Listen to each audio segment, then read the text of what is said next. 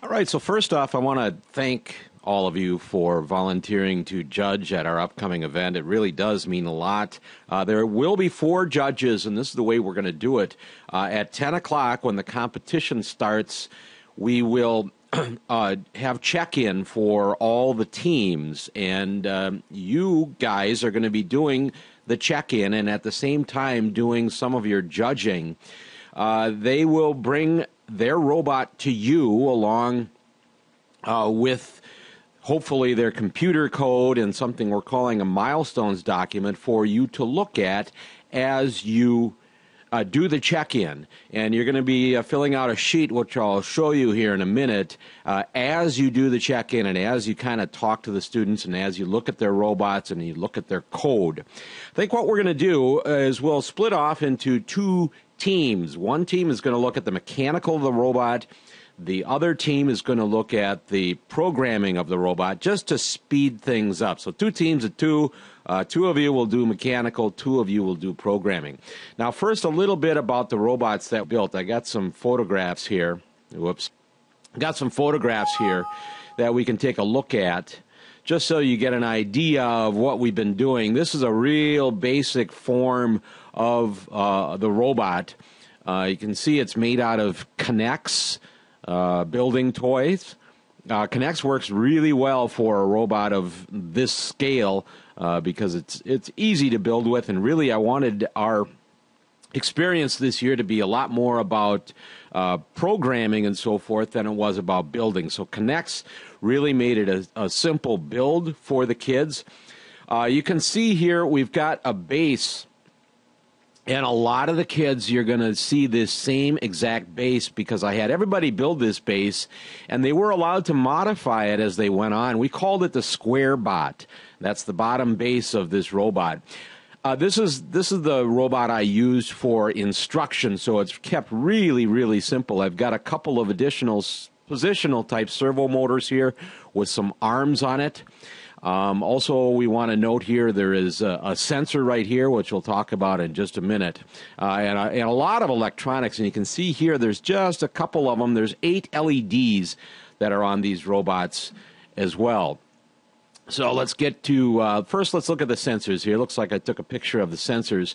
On the front there is a color sensor. Actually, it is more so a black or white type of sensor, and that is used to follow lines along the field. And in a little bit here we'll look at the actual field. So that's sensor number 1. Sensor number 2, let's go and look at the bottom of the robot here. Sensor number 2 you find behind the left wheel. And on the field, there are not only lines, but there are squares of black. And the squares of black are what this sensor senses. Also, it's a real good view of the basic Square Bot. On the bottom here, we've got 2 continuous rotation type servo motors. And you can see how the K'NEX wheels and so forth are all connected that way with what we call shaft collars and some K'NEX pieces that are attached to the servo motors as well. It really works pretty good. Let's take a look at the top view here of one of these robots. Now you can see my robot it's been used so much it's falling apart a little bit, but this is the electronics. The electronics is something called an Arduino. It's what I based the electronics on anyway. It's really just an Arduino with a Bluetooth wireless receiver on it. So this board, the kids will refer to this as the Arduino. An Arduino is a microcontroller, and for simplicity's sake, let's just call it a robot brain. And we can control what happens with all these inputs and outputs on the Arduino with a personal computer that has Bluetooth on it. This board here, that's the power supply board.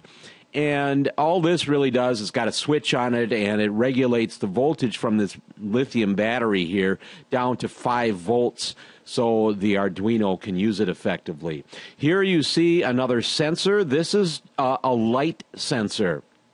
This sensor detects there's 2 flashlights on the field. I really don't know how many kids are going to be able to use this one, but it's there for them to use. And the 2 flashlights on the field are placed strategically for them to sense where they are on the field. And that's kind of what this has all been about, is the robot needs to be more than, say, a remote control car. It needs to find its way on its own. Here you see my stack of 8 LED lights. Now, most of the kids did not do their LED lights in my way. I did this way so the kids could see what was happening with the LED lights as I was programming them, as I was doing demonstrations for them. And again, we've got our positional servo motors here. These servo motors, if they send it a certain number, the arm that's attached to it or whatever's attached to it is going to go to a specific place.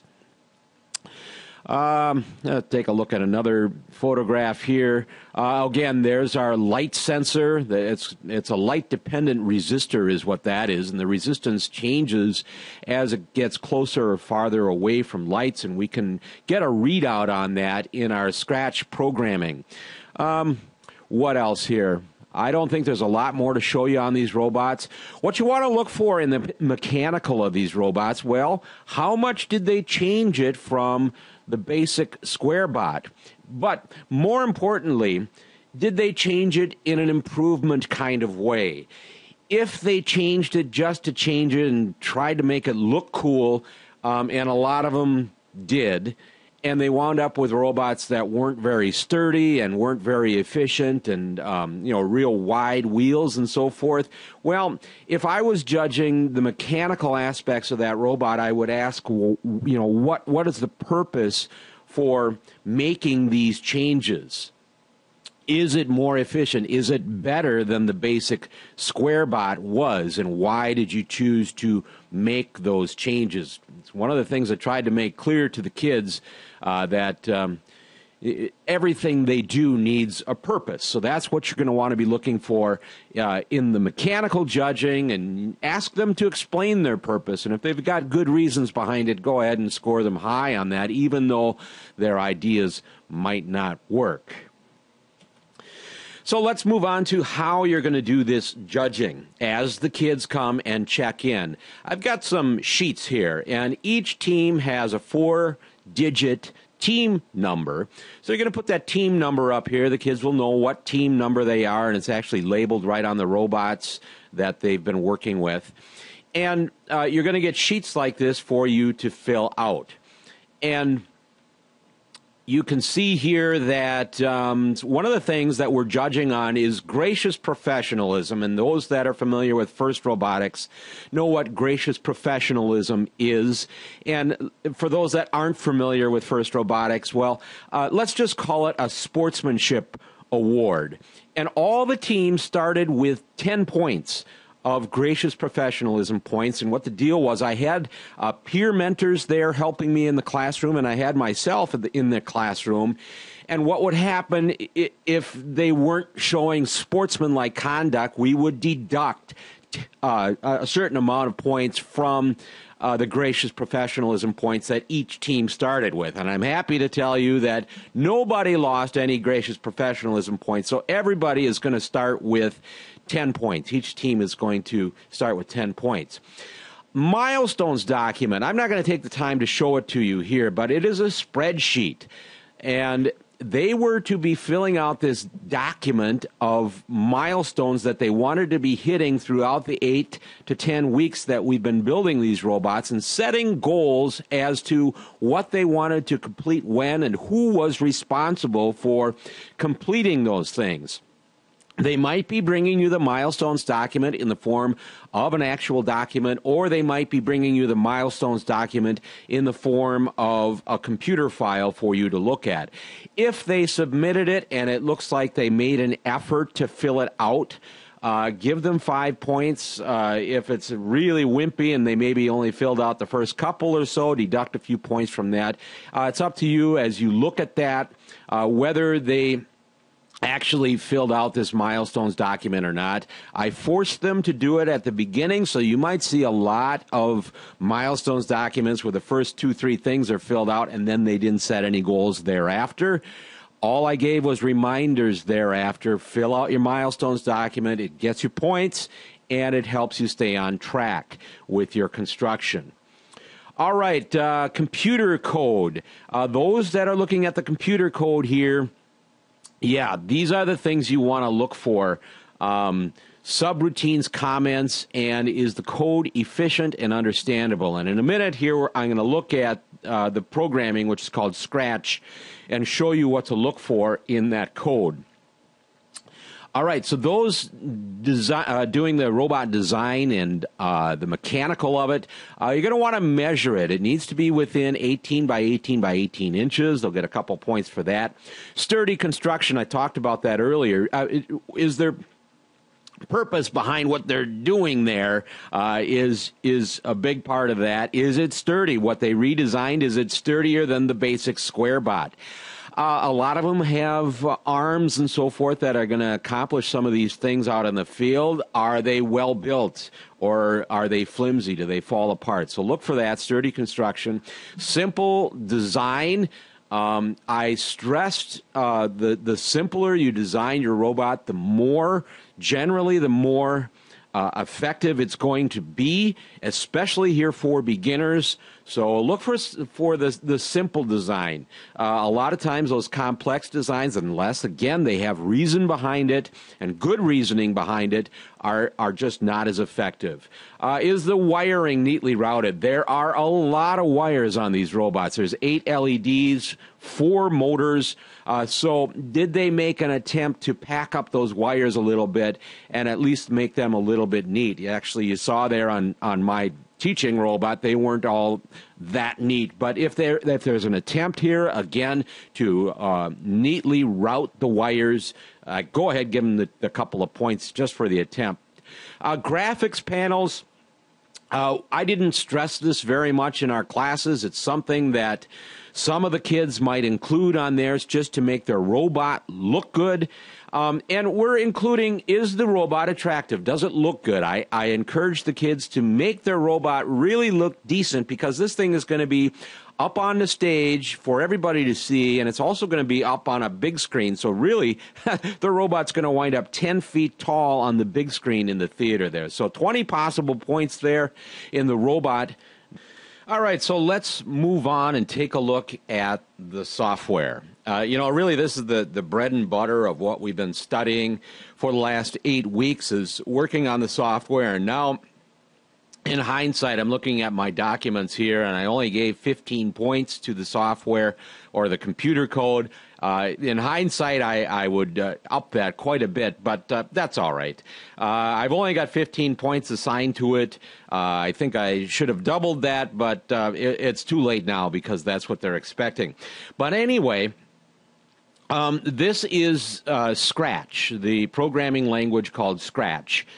And it was designed by MIT. It is specifically for beginners, and a lot of times it's for beginning children to learn programming, but they actually use it in their college-level introductory classes as well. These things look a lot like Legos that you can stack together, and that was done on purpose to make things real simple. So the idea here, when you're programming this thing, you pull out one of these blocks, and there it says left motor. I can choose left motor, right motor, or my servo 1 or my servo 2. That's the 4 motors on a robot. And I can send it a value. And these values correspond with either the speed of the motor and the direction of the motor, or in the case of the servo motors, that is a certain position of the motor that they can make a go to. So that's how it works. There's ways for them to turn on our LEDs. If you want, go ahead and ask them the difference between a digital LED and an analog LED. They should know the answer to that question, and they can control all these. There's 4 analog LEDs, and there's that many digital LEDs. There's 8 digital LEDs that they can control, turn on and off these lights at their will. So the idea here is to take all these commands that are available to them, and write a program to do all these things that they've been asked to do. And we'll look at the actual game in just a minute here, but there are different missions around the field that they're being asked to accomplish. Now, one of the real important things about computer programming is to make your code so it's easy to understand and it's easy to reuse. So I really stress the reusable part of this code. You can see here that to go forward with our robot, we have to set our left motor at 180 and our right motor at 0. That makes our robot go forward. Well, every time we want to go forward, we need to use these two blocks, and we have to remember these two numbers for it to happen. So I urged the kids to set up what we called subroutines to do that. And we're looking at a whole page full of subroutines here. And these are things that they can call anywhere else in their code real simply without having to, stack up these two blocks and remember these numbers in the order that things go in. So we can call left motor 180, right motor 0, something as simple as just plain old forward, and then we can call that forward command in the other parts of our programming. So you want to look for them. Did they set up these things? These things at the top here are called hat blocks, and you can see all these different subroutines that they're able to call real easily. Okay, so this is how they look when they set them up. And if we go to another sprite down here, these are called sprites because Scratch is largely a programming language that's used to do games, and generally the little characters that are in a game are called sprites. But so we call these sprites. We're not really using them as sprites. We're using them as different areas to write different code. And it's important also that they use a lot of these different sprites or these different areas to write their code so you don't get one big huge mess of all your code in one area. So here is an example of using a subroutine. You saw before that we wrote a subroutine called forward. Now we're calling that subroutine by using this broadcast command. All right, and in this case, what we're going to do is when we push our up arrow on a keyboard of a computer, our robot is going to go forward. So I've got all these different commands here that will kind of set up a remote control for their robot. Now, I'm not allowing them to use remote control in the competition.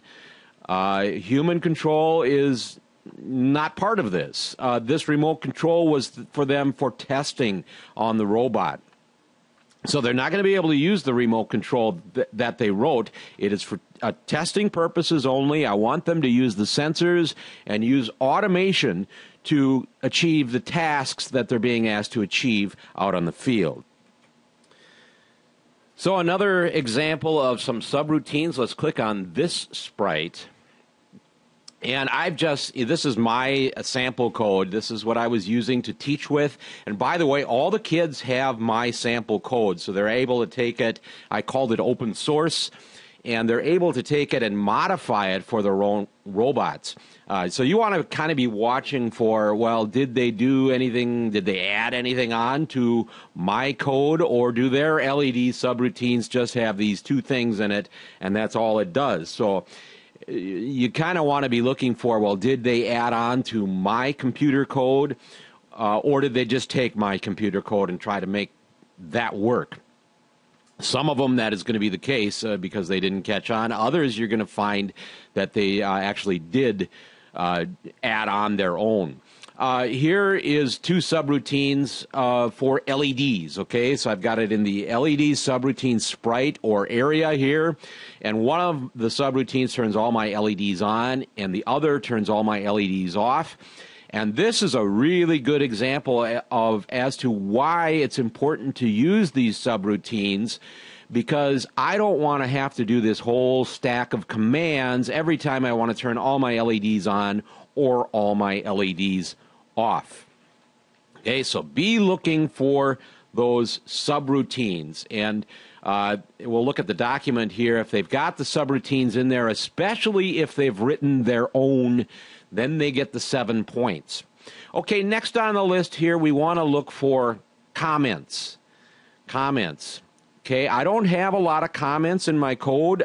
I warned the kids that they're going to want to add comments to their code. You're going to see, if I go to movement subroutines here is an example of a comment at the top here, and it's got a little arrow on it. And a comment that I left on my code is that the center of my left motor, and that's the point at which my continuous rotation servo motor stop, is 80, and I've got another comment here that right motor center is 78. Okay, so that's to help me remember that the centers, where the centers of my two motors are. But I encourage the kids to add a couple more comments to kind of explain to both you as the judges what they were doing with some of this code, and to remind them a little bit later on what all these things do. I think we'll find a couple more comments here under the intro mission. Yes. Here's a comment here. This is a lights script. Okay, so what we've got here is the introduction mission, and this is the basic code that I gave the kids that gets them out to the stage and onto the and turning and facing the audience and starting the sound and so forth.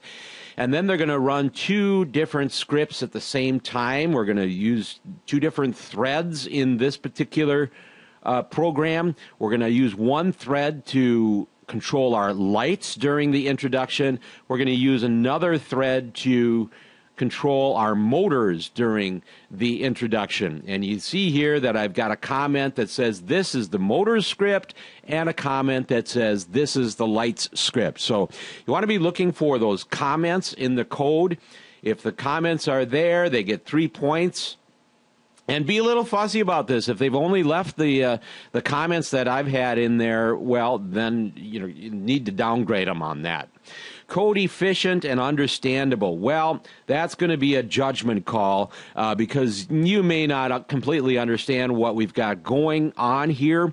But what you want to look for is if they've got some really super long scripts going on here. You might see some really long ones in this introduction and in this in the performance mission that we're doing. I don't have an example of a performance mission here, but this might get really long because our introductions are between 30 and 45 seconds, and depending on how many things they're going to make it do, well, that's going to get a little bit long. But if you see something going, hundreds of commands long, that means that they're not using the subroutines effectively, and they're not using the more portable type of code where they can go ahead and call other parts of their scripts in order to get what they want accomplished. So look for the shorter the scripts, the better. And look for the comments and look for the use of the subroutines in the code. And I really think that's all you're going to need to know about the code. Some of it gets a little bit complicated, especially if you're not real familiar with Scratch. But if you just look for those things, I think we'll get through the judging just fine. Okay, so just one more thing to look at here before we look at the actual game in the field. That's coming up in a minute here. But here is the judging sheets you will get when we get into the theater and the teams start actually doing the tasks that they've been asked to do with their robots. So again, we got a space here for our team number. So fill that out. And each of the missions they've been asked to do has got a certain number of points to it. First here, we've got the introduction mission, and that's where the robot's going to come out to the stage, and I'll explain that in a minute here, and introduce itself in a voice. And each of the portions of that introduction has a certain number of points available to it. So take a look at this document, and you're going to want to be watching for all these things to happen during the introduction mission. And if they do or don't happen, that depends on how many points you're going to award there. We've got the performance mission. That's the one where the robot hopefully goes out and performs to some music, and similar kinds of criteria for that. Certain things you want to be looking for in the performance mission. Does it drive out to the stage, face the audience? A shimmy is a left, right. A shuffle is a back, forward. And a spin is a spin around. So we need those three elements in it. And we want to look for the music to be appropriate, the movement and the lights and the motors and so forth coordinate. That's the programming portion of it. Is it within time limit, and was the performance entertaining? Then there's other simpler missions. Drive out to the Ferris wheel worth 15 points. This is important. Let's highlight this right here. Every thing that they try, if they go for the Ferris wheel, if they try to do the Ferris wheel and they fail, they will get 3 points. If they try for the Ferris wheel and succeed, then they get 15. They don't get 3 plus 15. They every mission that they actually attempt, they will get 3 points for. So if they're driving out towards the Ferris wheel and it's obvious they're trying for the Ferris wheel, give them the 3 points, or the roller coaster, or all these various things, which I'll explain in just a minute here when we look at a map of the field. So not only are we going to, the performance mission and the introduction mission are more complex, and there's certain things we want to look for in both of those missions. Pretty much in the other more traditional kinds of robotics competition missions, they're real straightforward, and you can score them just, if they succeed, 15 points. If they fail, 3 points. So now let's take a look at the actual competition field. They'll be able to score points in this way. This is a 4x8 sheet of plywood. It's got wooden walls around the edges so the robot doesn't fall off and fall on the floor if it misses. We've got a starting zone here. And the way the starting zone works, it's a lot like if you're familiar with the first Lego League starting zone. You are able to pick up your robot and do whatever you want to your robot as long as it's in this starting zone. And each of these, what we're calling missions, it has to go and do things. Each of these missions needs to start from this starting zone.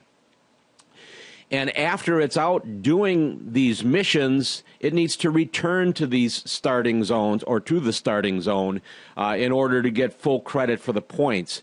If they need to pick up their robot, in other words, if it did not return to the starting zone after whatever mission they're doing, they're going to score a 3-point penalty in that case.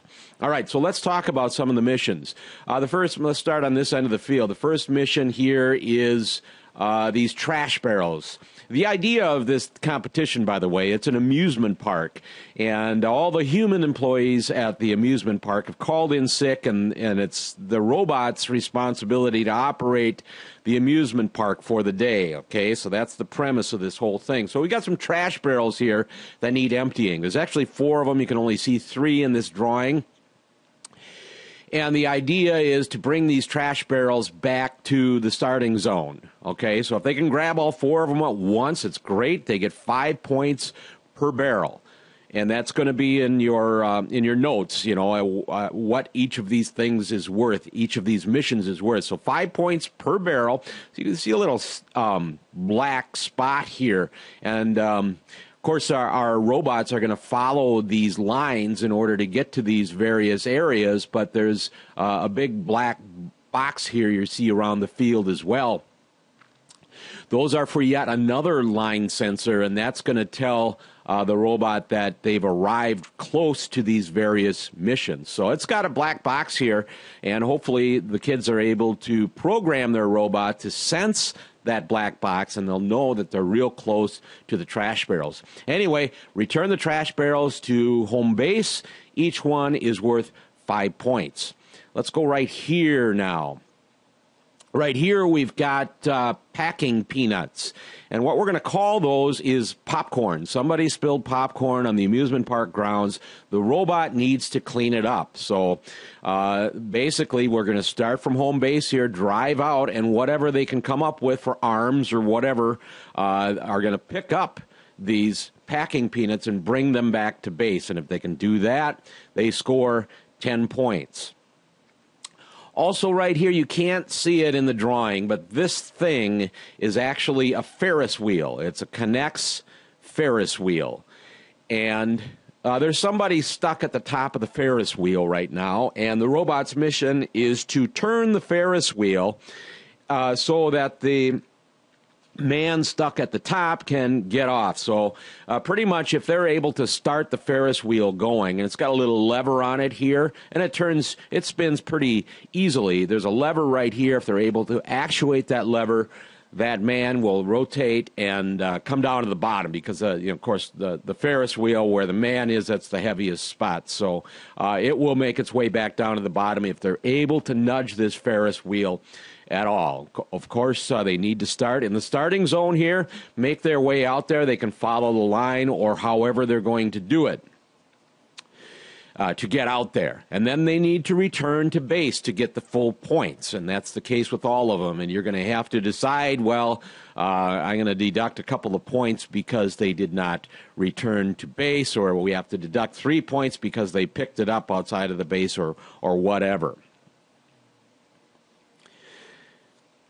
Also, there's another K'NEX feature here. This is a roller coaster, and it stands maybe 2 feet tall, 2 feet wide here this way. And the robot's responsibility here is just to operate the roller coaster. And again, it's got a lever arm on it that if they're able to actuate this arm on the roller coaster goes down a hill and stops. So if they're able to do that, that is worth 15 points as well. And again, they need to wind up back in home base or take that 3-point penalty that will be assessed if they have to pick it up outside of the base. Here we've got a rubber ducky pond, and I don't show it here. Let me draw one real quick. There's a yellow rubber ducky that sits right in this area. And their goal is to move this yellow rubber ducky into the rubber ducky pond. And if they're able to do that, they score 5 points. If they're able to get the rubber ducky into that white area, that smaller circle out there in the rubber ducky pond, then they score 10 points. Another feature here that I'm not really showing, and so I'll draw it. There are 2 signs that the robotics teams will have in their possession. And their goal is to take these 2 signs and put it out. The road for the amusement park is way here on the opposite side. Put the sign out in this area. And there's another road sign, and their mission is to put the other road sign out in that area. They're open signs. So the robot needs to put the open signs out to score points. And each of these open signs are worth 5 points apiece. All right. Now, the more complex programming, the biggest challenge that the kids had to face was what happens in the middle here. And we call this the stage. Not only did the human employees call in sick, the human entertainment called in sick. So there has to be entertainment, and the robot needs to provide that entertainment. One of the things it needs to do is go out to the stage here and introduce itself. Now, these robots can actually speak. They use something called Speakonia, a text-to-speech engine, to create whatever script their robot was going to introduce itself with. And we're going to have that sound from the computer pipe through the sound system at the UW Theater. So everybody will be able to hear it. So it's important that the robot comes out here and turns and faces the audience. That's one of the things that it will get points for, is if it faces the audience. It needs to speak in a clear voice and something understandable, and it has to include certain elements about what they've done, like how was it constructed, and who was it that built me, and that kind of thing. And so that's all in your documents on what you want to be listening for there.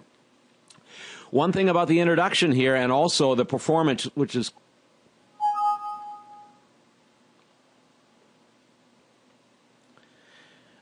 coming up in a minute here, is that they will not be driving back to base after both the introduction and the performance. They're able to pick up their robot after a performance or after introduction, like we're talking about now, and bring it back to base, because it's going to be really hard for them to find home again after they're going to do so much moving on the stage here. So we're allowing that 2 times there, that they pick up the robot without penalty.